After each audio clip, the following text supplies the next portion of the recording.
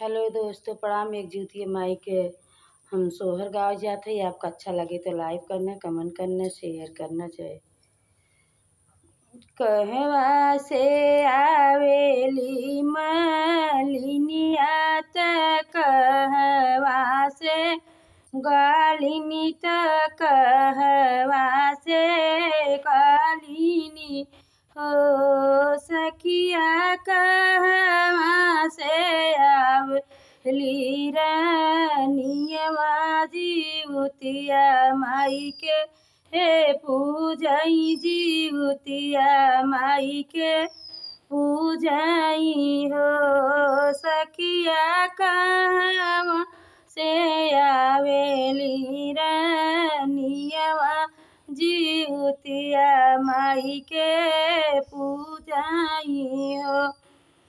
बगिया से आवेली मालिनिया त गौशाला से कालिनी त गौशाला से कालिनी हो सखिया महल से आवेली रानियवा जीवतिया माई के पूजाई जीवतिया माई के पूजाई हो ओ सखिया महल से आवेली रानियवा जीवतिया माई के पूजाई हो।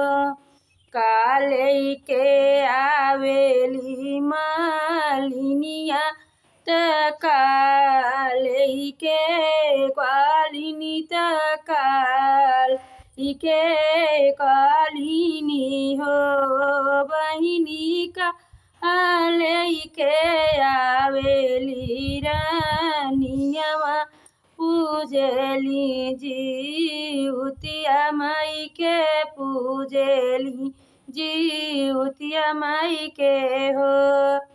फूल लैके आवेली मालिनिया दादिया लैके कालिनी दादिया लैके कालिनी हो बहिनी पूत लैके आवेली रानियवा जीवतिया माई के पूजाई जीवतिया माई के पूजाई हो ओ सखिया पूत लैके आवेली रानियवा जीवतिया माई के पूजाई हो।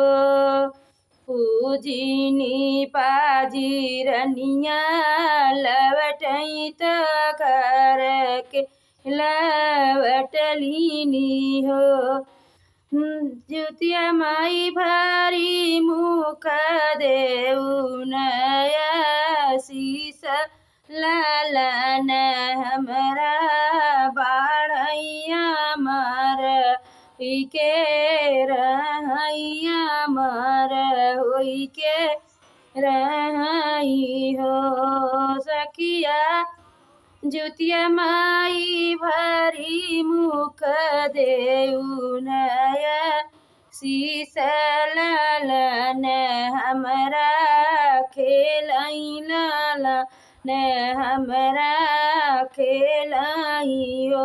बोल दो जुतिया माई की जय। अच्छा लगे तो लाइक करें, तो सब्सक्राइब करें, कमेंट करें।